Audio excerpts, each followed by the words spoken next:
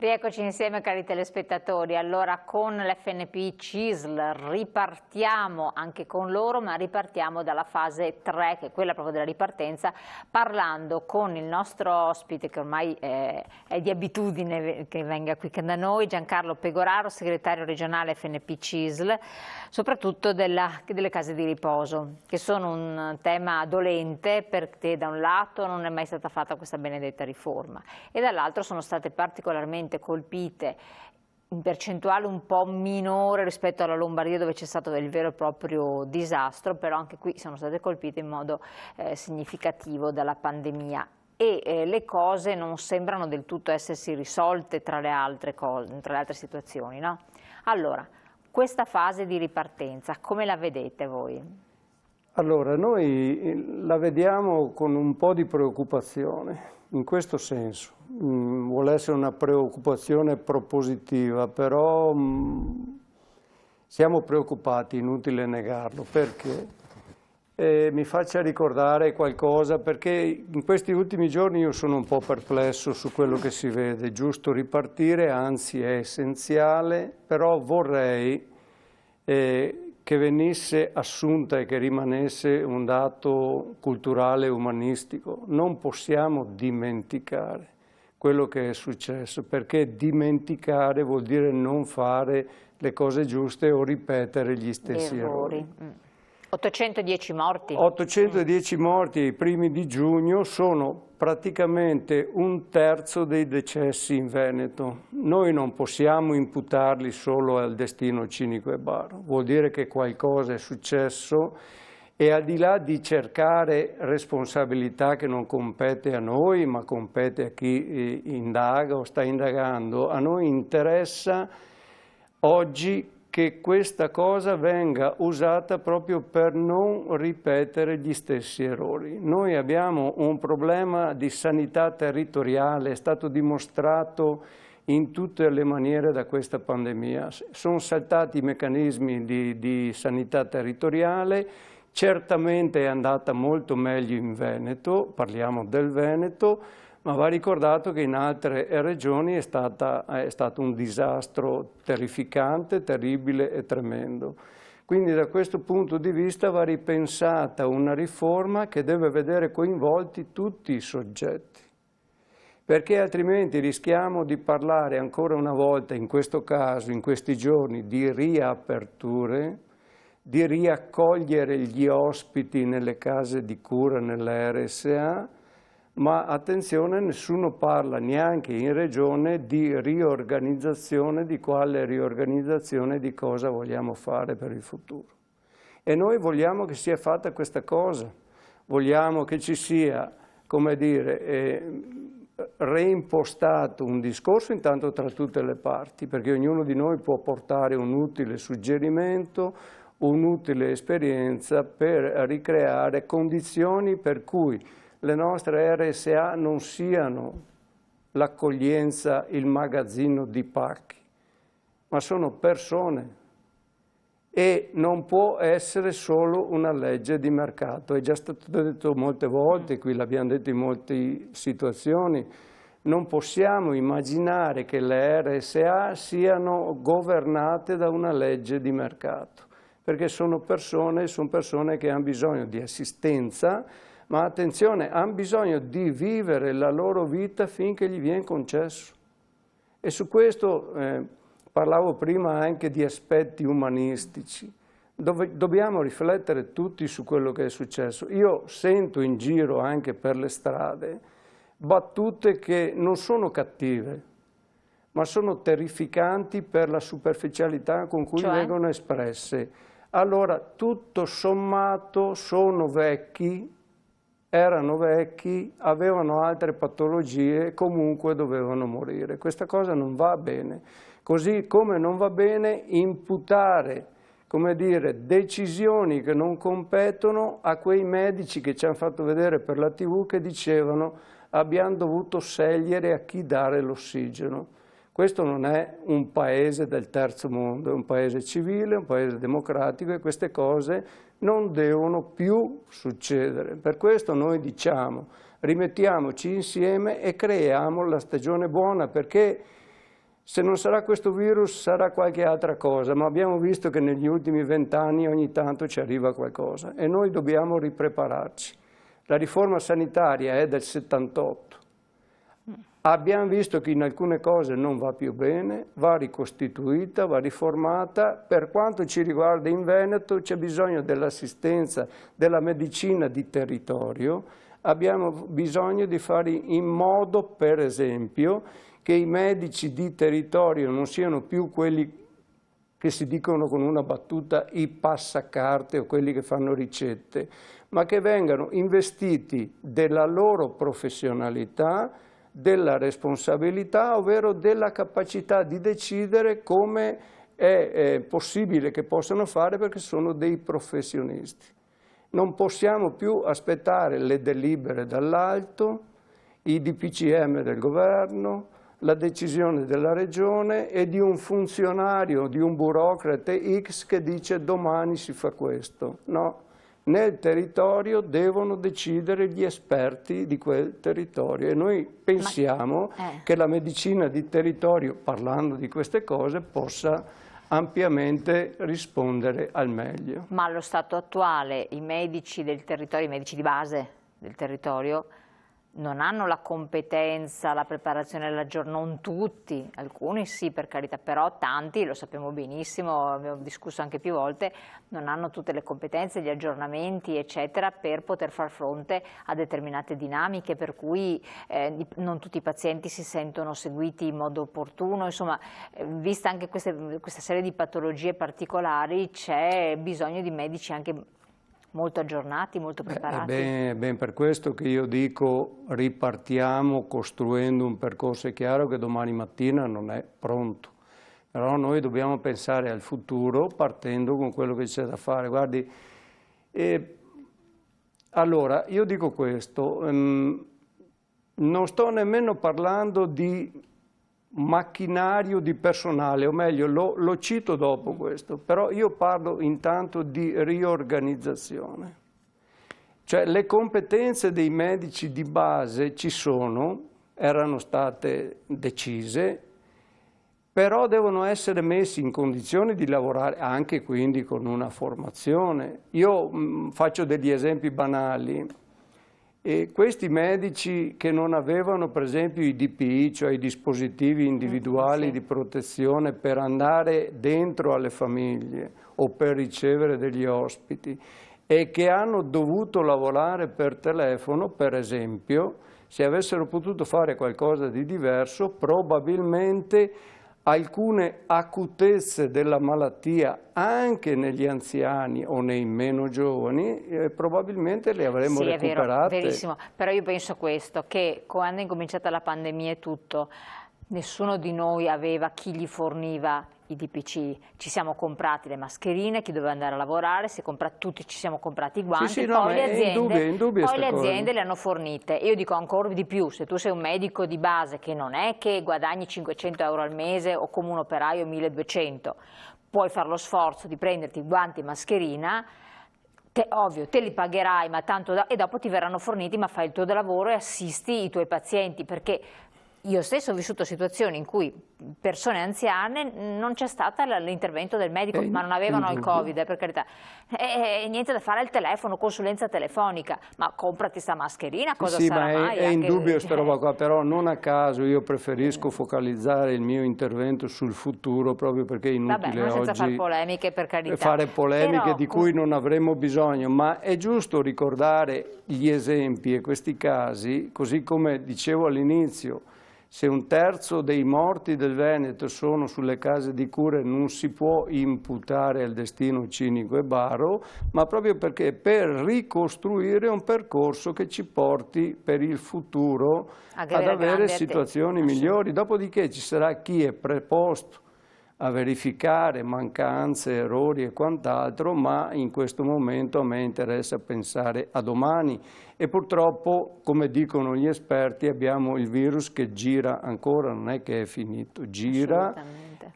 Vorrei appunto ricordarlo a tutti e a me stesso che bisogna comunque proteggerci. Ciò non toglie appunto che nelle grandi scelte da fare ci stanno queste operazioni che riguardano, se vuole, vorrei non citarla, ma la cito, all'interno della riforma dell'IPAB che nel Veneto non c'è, ma che in questo momento è solo una parte della discussione, perché stiamo parlando, per esempio, delle non autosufficienze, ovvero della riorganizzazione dicevo, medicina territoriale, perché i presidi territoriali rischiano, sono saltati in altre regioni completamente, sì, rischiano di avere delle grosse difficoltà in Veneto, che peraltro è andato meglio anche di altre situazioni, però noi non possiamo accontentarci di questo. Certo. E dobbiamo evitare, questo sì lo dico con chiarezza, dobbiamo evitare che la confusione che si crea tra sanità pubblica e sanità privata non venga vista in maniera ideologica, ma venga vista come un lavoro di matrice dirette insieme, perché però se lasciamo tutto al privato vediamo le situazioni che stanno succedendo. A me dispiace dirlo, ma dispiace immaginare che case di riposo stiano dicendo beh, dobbiamo reintegrare nuovi pazienti. Beh, non è il mercato questa cosa.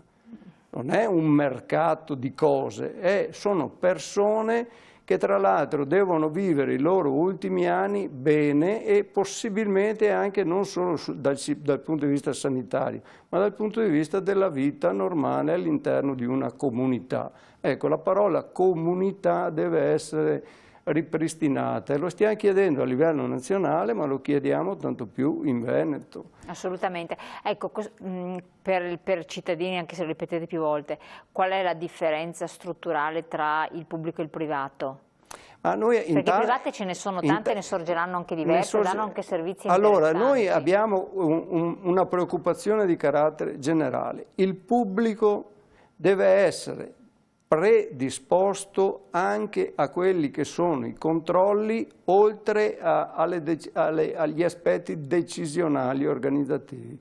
Non può essere, e questa pandemia ce lo ha insegnato, che ci siano vari livelli di organizzazione sul privato in cui uno pensa che una protezione sia questa e quell'altro sia quell'altra cosa. No? Quindi varie situazioni. Quindi, prima roba. Seconda roba, tra pubblico e privato abbiamo differenze contrattuali di applicazione di contratti, quindi di stipendi dei lavoratori attivi, dipendenti, che vanno omogeneizzate non tanto e non solo per avere lo stipendio più alto, ma viceversa per avere le capacità, le qualità e le responsabilità di quelle che sono queste attività oggi molto più delicate del passato.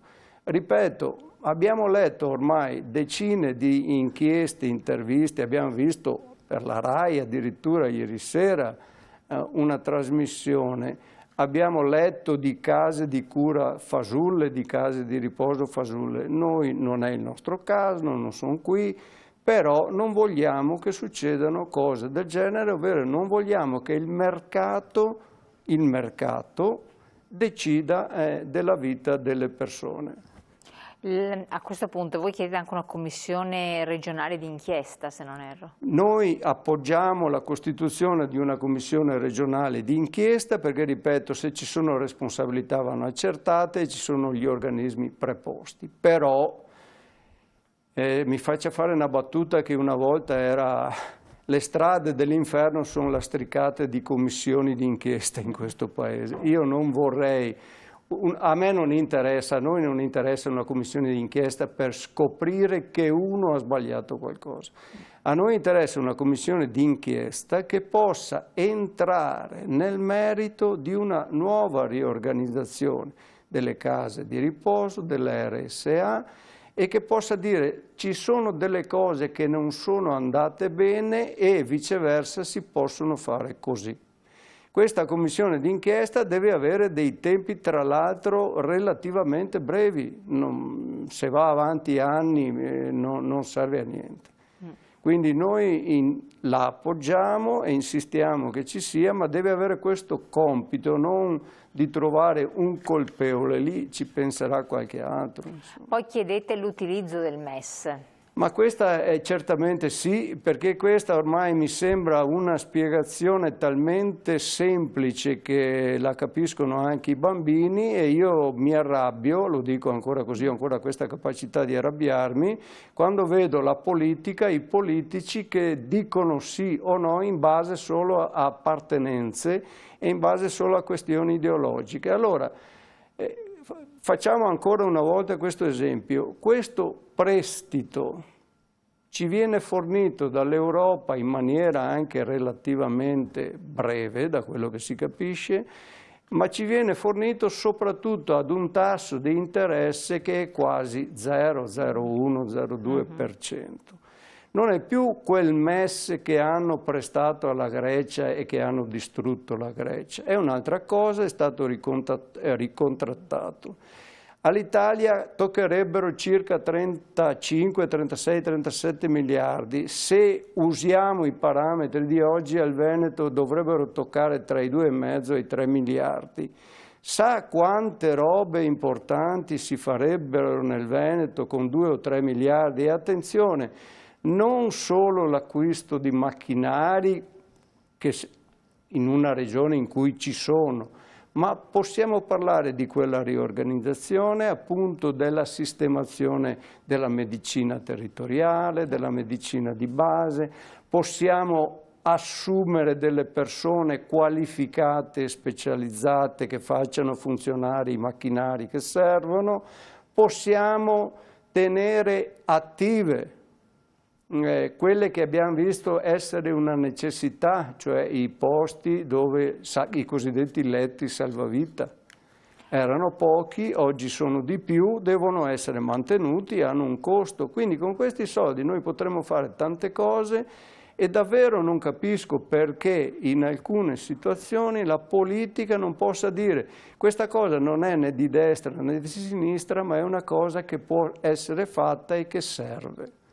Voi avete interpellato comunque il governo, avete cercato di fare delle istanze ben allora, precise? A livello nazionale i sindacati, uso anche qui una battuta, credo che ogni giorno chiamino i governanti per proporre, dire, portare le nostre istanze, ma anche le nostre idee.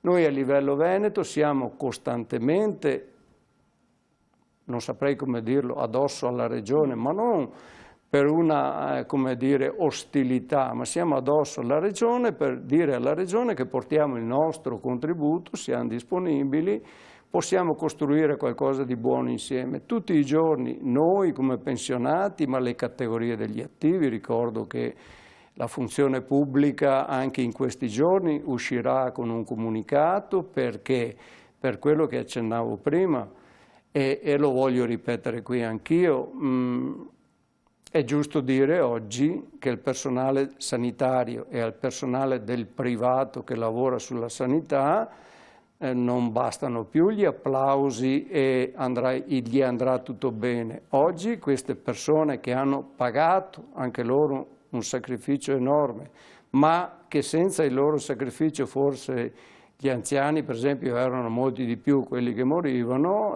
devono essergli riconosciuti gli aumenti di stipendio, quanto promesso, i nuovi contratti e quello che dicevo prima, appunto, anche quelle forme di omogeneizzazione dei trattamenti, perché sennò qua scatta anche un dumping. Cioè. Infatti, questo è l'altro aspetto che voi temete, tra le cose. Certo che lo temiamo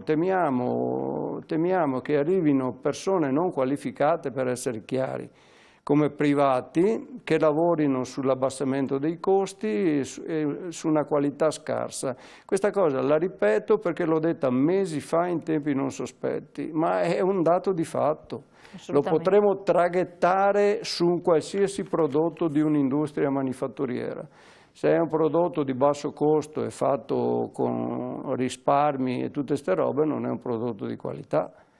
Ecco, voi tra l'altro chiedete potenziamento di hospice, centri per disabili, centri di recupero dipendenze. Sono i luoghi territoriali che non riguardano tra l'altro solo gli anziani, perché ricordo che le non autosufficienze non sono solo purtroppo degli anziani, e ricordo che ci sono delle disabilità temporali che derivano da malattie croniche, ma da malattie derivanti per esempio dall'uso di sostanze stupefacenti e tutte queste robe, oggi ancora più di ieri messe in difficoltà e in discussione per il blocco che c'è stato. Ma se pensiamo alle disabilità, pensi purtroppo non per noi ma per chi le subisce, a cosa stanno pagando per esempio le persone handicappate all'interno di un percorso di lockdown che ha chiuso tutto. Le conseguenze, le ripercussioni. Ma pensi a uno che ha l'Alzheimer, cosa può stare a vivere in questo momento e cosa succederà nella sua ormai anche mente ormai distrutta. Quindi queste persone sono in estrema sofferenza e certamente queste qui non potevano capire che doveva esserci la chiusura, il distanziamento, la mascherina e si sono viste abbandonate da parenti, dai medici, da tutti quanti. E noi dobbiamo preoccuparci di queste cose. Quindi secondo lei sono state fatte azioni senza pensare alle conseguenze? No, ma io continuo a pensare che ci sia stata un'emergenza che è stata un'emergenza per tutti, però adesso non possiamo immaginare che perché siamo stati tutti bravi allora va bene così. Questa pandemia ci ha insegnato che la sanità in Italia in generale, ma anche in Veneto, ha rischiato il collasso e un altro colpo del genere farebbe collassare tutto. Abbiamo un po' di tempo davanti, domanda, forse speriamo, questo non lo sappiamo. Certamente abbiamo davanti delle risorse messe a disposizione dall'Europa e dobbiamo usarle per questa sanità. Perché è chiaro che le risorse del Paese viceversa sono bloccate, non ci sono, il lavoro è stato fermo, il PIL cala, avremo problemi per i prossimi 2, 3, 4 anni se tutto va bene, ma usiamo queste risorse perché tra l'altro l'Europa ci ha detto le usiamo per la sanità in maniera strutturale. Quindi o siamo capaci di usarle o facciamo a meno, però ognuno risponderà poi di se stesso. Assolutamente. Ecco, voi tra l'altro chiedete di rendere strutturali gli investimenti per l'invecchiamento attivo. Cosa vuol dire? Certo, c'è una legge regionale sull'invecchiamento attivo? Sì, questi percorsi pur esistenti vanno razionalizzati, omogeneizzati, resi fruibili, disponibili, perché molte di queste cose sono costruite ma non sono funzionanti. Mi viene in mente ancora una volta, quanto ho detto qui sempre tante altre volte, che a livello nazionale ci sono gli stanziamenti per la non autosufficienza, ma non sono... Cioè, gli stanziamenti non sono l'unico problema, è il modo di usarli, le regole di usarli che mancano e questo vale anche in tutti questi percorsi. Ci devono essere regole razionali, organizzate secondo una certa modernità di adesso e devono essere rese fruibili e funzionali. È inutile averle scritte sulla carta, è inutile avere risorse a pioggia e avere un utilizzo non utile. Oggi dobbiamo parlare di utilizzi utili delle risorse. Ecco, voi come sindacato pensionati CISL allo stato attuale avete riaperto tutte le attività e su prenotazione, vero? Velocissimi. Noi abbiamo riaperto, attenzione perché bisogna essere molto chiari su questo, intanto le sedi centrali della CISL che vanno dalle sedi provinciali a regionali sono aperte con alcune modalità e ovviamente con un sistema anche di prenotazione e di autoregolamentazione. Voglio aggiungere un particolare. Velocissimo, che siamo in chiusura. Per i pensionati non tutte le sedi sono aperte perché in alcune sedi che non sono di nostra proprietà noi non andiamo ancora perché devono essere sanificate, verificate, tutte queste cose. Questa risposta è una domanda che sono arrivate. Allora quindi telefonate comunque alle sedi che sono aperte, chiedete informazioni e a questo punto vi verrà data tutta l'assistenza possibile. Grazie Giancarlo Piero Galardi di essere stato qui con noi, grazie all'FNP CISL e noi ci ritroviamo come sempre la prossima settimana. Grazie.